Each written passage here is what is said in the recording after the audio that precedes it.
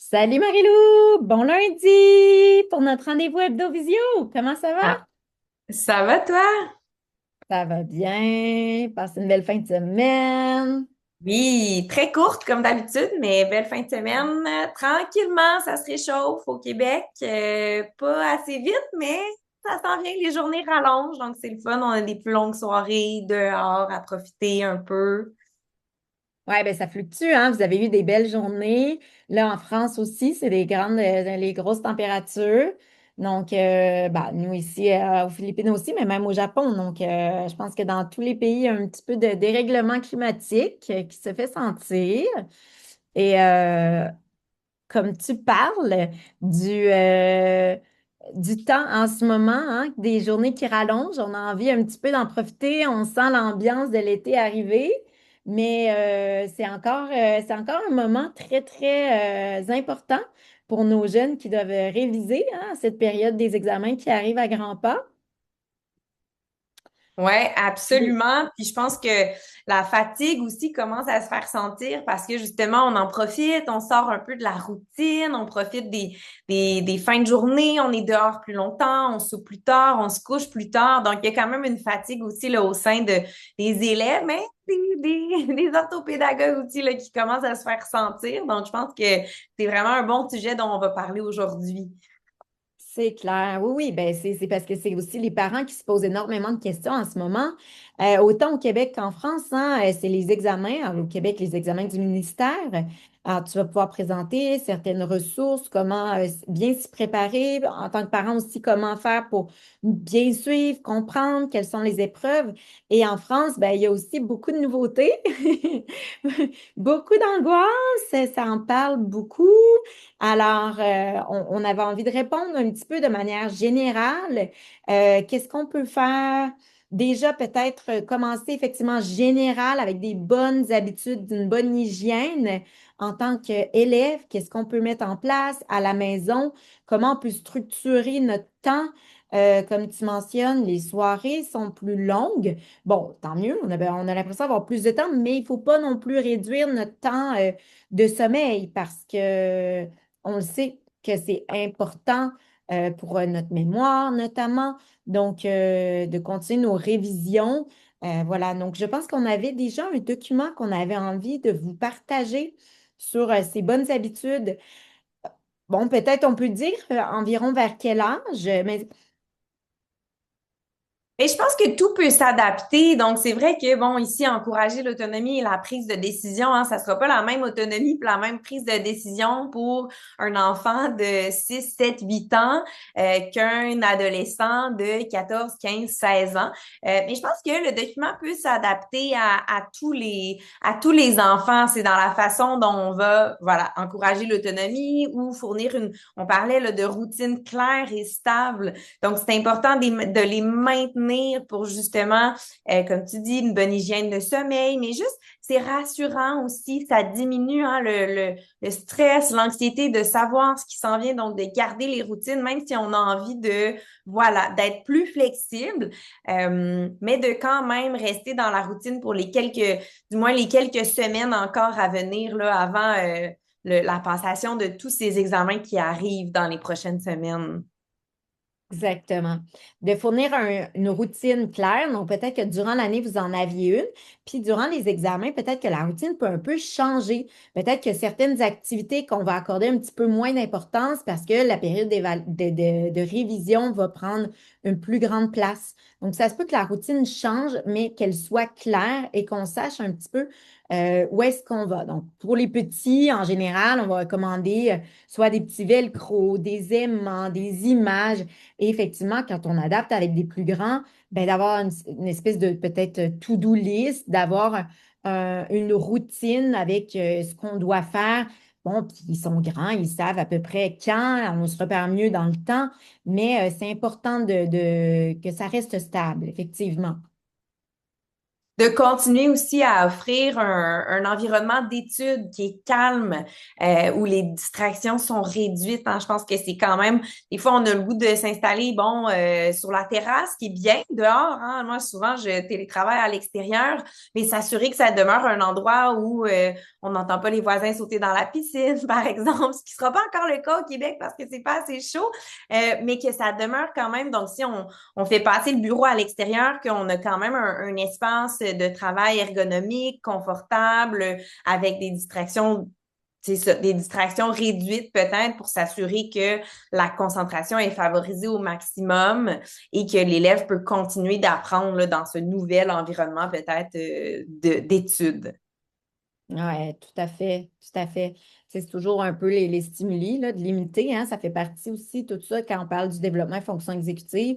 Inhiber, ben, des fois, c'est plus difficile pour certains. Donc, si vous savez que votre enfant a besoin d'un environnement qui est calme, calme ne veut pas dire, comme dans une bibliothèque, ça ne convient pas à tout le monde, hein, ça, bon, puis même dans une bibliothèque, il y en a du passage. Donc, mais calme, ça peut être d'avoir une musique douce, il y en a qui fonctionnent bien avec ça.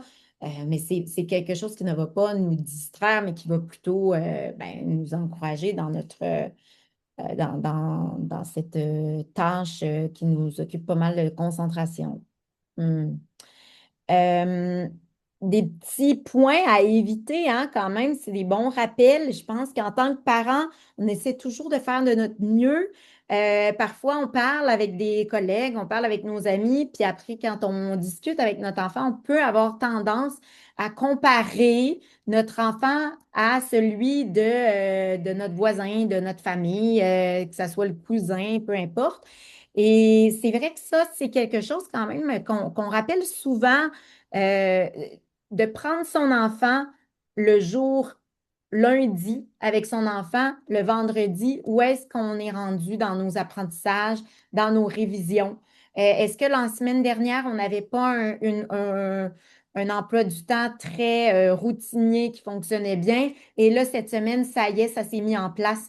Ben, c'est ça déjà qui est à valoriser. C'est des progrès, c'est on avance avec son enfant jusqu'où il est rendu, jusqu'où on veut l'amener petit à petit. Fait que ça, c'est important hein, de se le rappeler parce que voilà, on fait de notre mieux. Donc, c'est des petits conseils là, qui font une grande différence. Exactement. Puis encore hier, j'avais une élève hier matin et bon, je sentais quand même qu'il y avait une fatigue, il y avait une petite mal de gorge, un petit rhume. Je lui ai expliqué que ce qui est important, en fait, c'est de faire de son mieux et que le mieux peut avoir tendance à varier, hein. Parfois, il est ici, parfois, il est ici. Donc, c'est un peu la même chose avec votre enfant. Surtout en fin d'année comme ça, le mieux peut avoir tendance à varier, mais de valoriser, hein, c'est de faire de son mieux. Dès que l'enfant fait de son mieux, avec les ressources, que ça soit cognitives ou physiques qu'il a actuellement. Et je pense que c'est important de le valoriser, surtout en cette fin d'année-là. Donc, voilà, de faire de son mieux. C'est ce que je dis, je répète beaucoup dans les dernières semaines à mes élèves avec qui je sens une certaine fatigue cognitive quand même. Ça ne veut pas dire d'encourager d'être une certaine forme de laisser aller. C'est, au contraire, justement, on a parlé que c'est encore le temps de maintenir la routine, mais de reconnaître que son enfant fait de son mieux. Donc, ça se peut qu'il est dans une position où on a l'impression que ce serait moins efficace, mais il a besoin de bouger et c'est comme ça que ça fonctionne. Donc, c'est de reconnaître aussi, ben, il est en train de réviser, peut-être que c'est pas le plus efficace ou mais il le fait, puis il essaie de le faire du mieux possible. Et bien sûr qu'il peut avoir des manières d'être plus efficaces qui s'apprennent, mais en tout cas, de voir que ben, il n'est pas en train, hein, souvent nos ados, on le sait, ben, il n'est pas sur les réseaux sociaux ou il n'est pas en train de faire autre chose que de réviser. Après, bien sûr que d'apprendre à réviser, ben oui, c'est un apprentissage aussi, tout à fait. Peut-être un dernier petit mot hein, avant qu'on change de fichier là, qu'on voulait vous parler dans les petites erreurs au CFT, d'éviter les pressions parce qu'en tant que parent, ben, bien sûr qu'on veut que notre enfant il ait un bel avenir, qu'il se sente bien, c'est certain, mais c'est aussi de doser et la manière dont on l'aborde avec notre enfant parce qu'il il ressent. Hein. peu importe l'âge encore là, hein, qu'ils soient petits, bien sûr, on le sait, ce sont des éponges. Même grands, ben, ils ressentent d'autres choses, puis ils ont une autre maturité pour bien comprendre aussi les impacts, les conséquences. Donc, même eux-mêmes se mettent déjà suffisamment de pression. Donc, des petits rappels comme ça, hein, de toujours essayer d'en parler. Puis des fois, en tant que parent, on est pressé, on est nous aussi stressés, on n'a pas toujours les bons mots. Donc, quand même de le garder en tête dans nos échanges avec notre enfant, de faire en sorte d'avoir un discours aussi, toujours quand on parle de bienveillance, hein, parce que on peut vite nous-mêmes se mettre de la pression et la transposer à notre enfant, hein, Ouais, en absolument. pensant Puis, bien faire. Mm. mhm. Cette petite fiche, en fait, on va la rendre disponible hein, aussi pour les parents. Donc, ce petit aide-mémoire, vous allez retrouver là, dans les commentaires de la vidéo un lien pour vous rendre sur cette trousse où vous trouverez aussi plein d'autres informations, mais dont la petite fiche qu'on vous a présentée aujourd'hui. Exactement, de savoir un petit peu comment, des fois, justement, on se dit, ben, j'aimerais ça, mais comment je fais? Donc, un peu, petit conseil, comment je peux avoir une communication ouverte, comment je peux t'aider, euh, des petites phrases qu'on peut dire à son enfant, justement, pour accueillir. On sait qu'avec des ados, ben, ils ont tendance à fermer la porte puis à réviser seul, puis ça fait partie aussi dans les apprentissages, puis de la personnalité. Ils en ont besoin. Mais de comment pouvoir garder un contact, d'offrir. Parfois, en tant que parent, on a la capacité de pouvoir aider notre enfant dans certaines matières. On voudrait le faire. Comment je peux faire? Donc, effectivement, d'accueillir, de proposer comment je peux t'aider. Est-ce que tu voudrais? Donc, de garder ouais, une ouverture, hein? Dans cette période où même eux, hein, on le sait, on le voit avec les élèves, eux-mêmes, comme on dit, se mettent de la pression, sont stressés. Donc, c'est difficile pour eux aussi, hein. Parfait. Alors, c'était de manière très générale des petites recommandations. Maintenant, sur le volet du Québec, Marie-Lou, si tu veux nous parler des ressources pour les examens hein, qui ont commencé hein, selon les niveaux. Il y en avait déjà Ouais, depuis le 8 exactement. mai. Les plus grands là, au secondaire, il y en a qui, ça fait déjà plus de 10 jours qu'ils ont fait leur première, la passation là, un examen, entre autres en français, du ministère. Donc, pour le secondaire, c'est déjà bien entamé, cette démarche d'évaluation. Ensuite, pour le primaire, ça commence la semaine prochaine pour les quatrièmes années, les sixièmes années. Donc, je pense que les suggestions, les stratégies qu'on donnait au niveau de la routine, au niveau de l'environnement d'études, etc., ça sera très, très utile. Ensuite, pour ce qui est de la structure de ces évaluations-là, je vous encourage en fait à vous rendre sur le site de AlloProf, donc qui est quand même une ressource bien connue ici au Québec. Euh, je vais justement l'ouvrir. Donc, AlloProf a justement récemment, le 12 mai, ils ont partagé un webinaire en live qui est toujours disponible sur le YouTube d'AlloProf. Donc, vraiment intéressant pour aller un peu vous permettre aux parents de comprendre qu'est-ce qu'on retrouve dans ces évaluations-là, à quoi mon élève va devoir répondre, que ce soit en lecture, en écriture, même en mathématiques pour les sixièmes années. Et ensuite, d'avoir les bons mots, en fait, pour en parler avec votre enfant lorsqu'il fait ses devoirs pour repérer un peu, ah oui, ça, c'est le genre de questions que on pourrait retrouver dans l'examen du ministère en début juin. Donc, je vous encourage, en fait, là, à aller consulter ce petit webinaire. C'était 30 minutes, 1 heure peut-être. Euh, Vraiment intéressant pour voilà mieux comprendre en tant que parent qu'est-ce que mon enfant va devoir faire dans les différentes matières pour ces évaluations-là du ministère. Mhm, tout à fait. Parfait. Puis il y avait aussi, bon, ils ont eu la grande révision, donc ils se sont même adressés aux élèves. Donc c'est vrai que la ressource d'AlloProf est vraiment très, très adéquate et à garder même après pour toute l'année, hein. Il y a vraiment des documents très, très intéressants, des enregistrements, des jeux qu'on peut utiliser de manière ludique. Donc, oui. à Ils ont l'épreuve même travail. des parcours, là, j'ai pas encore testé, mais j'ai vu que c'était très riche, très intéressant, là, des parcours qu'on peut suivre pour améliorer les accords en grammaire, pour améliorer. Donc, ils ont vraiment des parcours, une étape à la fois, qui sont vraiment très bien faits.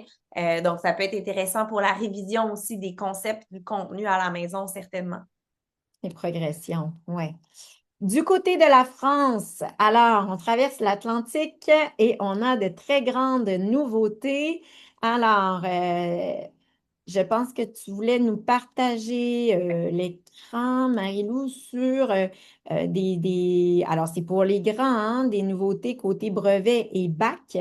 Alors, il y aura des épreuves, une épreuve notamment de 20 minutes sans calculatrice pour aller, alors ça c'est concernant les aménagements, effectivement. Il y aura une épreuve, donc un 20 minutes où les élèves seront amenés à faire du calcul sans calculatrice. Alors, c'est une nouveauté. Peut-être qu'on pourrait écouter Hmm. petite Oui, capsule de 1 minute 20, il me semble, où on ouais. résume bien toutes les nouveautés. Je pense que ça peut être intéressant pour les parents qui n'ont pas eu nécessairement l'occasion de se renseigner. On résume. Ici, c'est vraiment très bien détaillé. En 2026, il y a du nouveau pour le brevet. Première règle importante, une copie qui n'est pas écrite de manière intelligible, avec trop de fautes d'orthographe, de grammaire ou de syntaxe, ne pourra pas avoir la moyenne. Et ce n'est pas la seule nouveauté. Parmi les autres changements, une nouvelle répartition des notes, 40% pour le contrôle continu et 60% pour les épreuves finales. Les notes d'histoire-géographie et d'enseignement moral et civique sont désormais séparées. Et fin du système sur 800 points, désormais, il faudra une moyenne finale d'au moins 10 sur 20 pour obtenir le brevet. Mais pas d'inquiétude, il reste encore plusieurs semaines pour bien se préparer. Et ça commence en classe. Les professeurs sont là pour accompagner les élèves, ils passeront sans doute un brevet blanc dans les prochains jours et ils feront des entraînements à la rédaction pour améliorer leur niveau en français. Et pour les élèves qui ont besoin d'un coup de pouce, il existe aussi des dispositifs en dehors du temps scolaire. D'abord, devoir fait, si travailler à la maison n'est pas toujours facile, les élèves peuvent faire leurs devoirs au collège, encadrés par des professeurs, des assistants d'éducation ou des volontaires du service civique. C'est gratuit, ouvert à tous les collégiens. Et pour les élèves des collèges concernés, des stages de remise à niveau sont proposés pendant les vacances. Les prochains stages de la réussite auront lieu pendant les vacances de Pâques. L'objectif est de combler les lacunes, notamment en français et en mathématiques, afin de pouvoir poursuivre sa scolarité plus sereinement et surtout réussir le brevet. Pour plus d'informations, rendez-vous sur education.gouv.fr.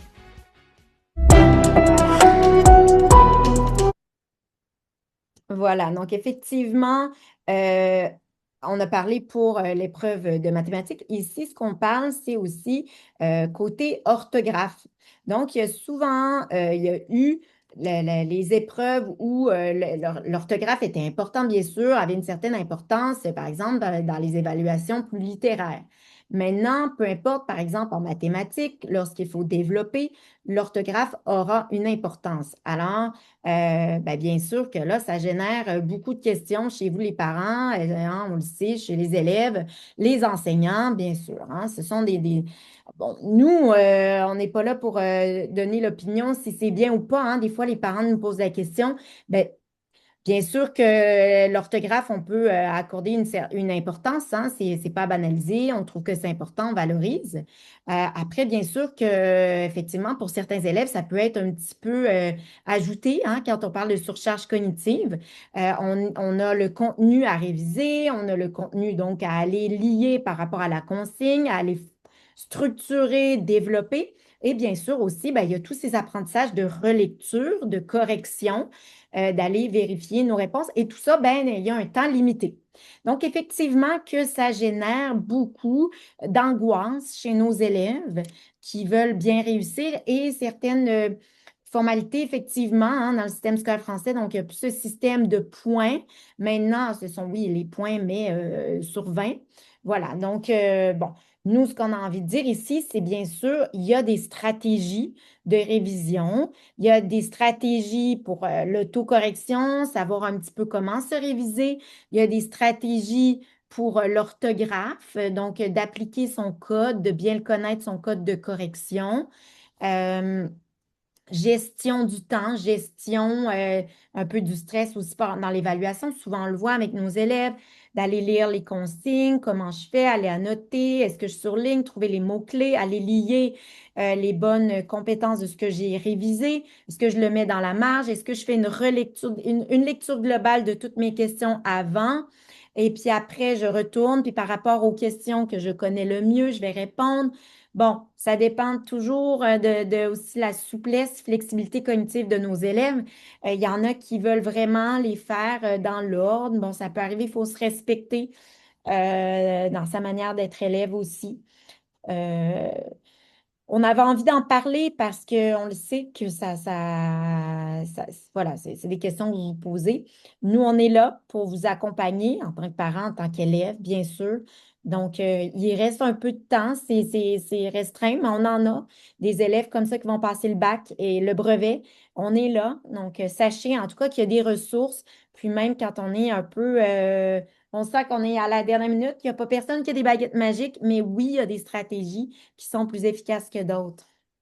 L'orthographe, on peut penser maintenant qu'avec l'intelligence artificielle, bon, on y accorde moins d'importance. On sait que côté professionnel, on pourra mettre notre texte dans le copilote ou peu importe ce qu'on utilise, le moteur d'intelligence artificielle, ça va nous sortir tout beau. Oui, mais là, pour ces épreuves-ci, en tout cas, l'intelligence artificielle n'est pas acceptée. Donc, c'est encore des apprentissages et voilà, ça se fait de toute façon à la main pour plusieurs élèves. Nous, bien sûr, qu'on a beaucoup d'élèves qui utilisent l'ordinateur, des logiciels d'aide en lecture, en écriture pour compenser, mais qui n'ont pas de toute façon l'intelligence artificielle comme on connaît de ChatGPT ou quoi que ce soit, hein. Donc, ici, ce qu'on avait envie déjà, c'est de vous répondre par rapport à ces nouveautés. Donc, oui, effectivement, que l'orthographe va compter dans toutes les matières maintenant. Ce qu'ils veulent, c'est d'éviter aussi, avec ce 40% et ce 60%, d'éviter qu'on arrive à l'examen en se disant qu'on a déjà notre diplôme parce que ben, le 60% sera pour l'épreuve finale. Donc, c'est l'épreuve qui aura le plus de poids, en fait. Voulais-tu nous passer aussi le deuxième enregistrement? Je n'ai pas de deuxième enregistrement, c'est un article par Plus contre. bas. Ouais. Un petit peu plus OK, bas. oui, je vais aller voir tout de suite. Alors, sur les aménagements. Oui, les aménagements. Donc ça, on peut garder en tête que notre enfance, vous avez fait les demandes d'aménagement dans les temps, en général, c'est à l'automne et que tout a été approuvé, ça va. Votre enfant aura le tiers-temps, votre enfant aura le droit à l'aide humaine, votre enfant aura le droit à l'ordinateur avec un Lexbar ou Faire des Antidote erreurs selon ce qui a d'orthographe. été approuvé. Sur l'autre, Je l'ai trouvé. oui, génial.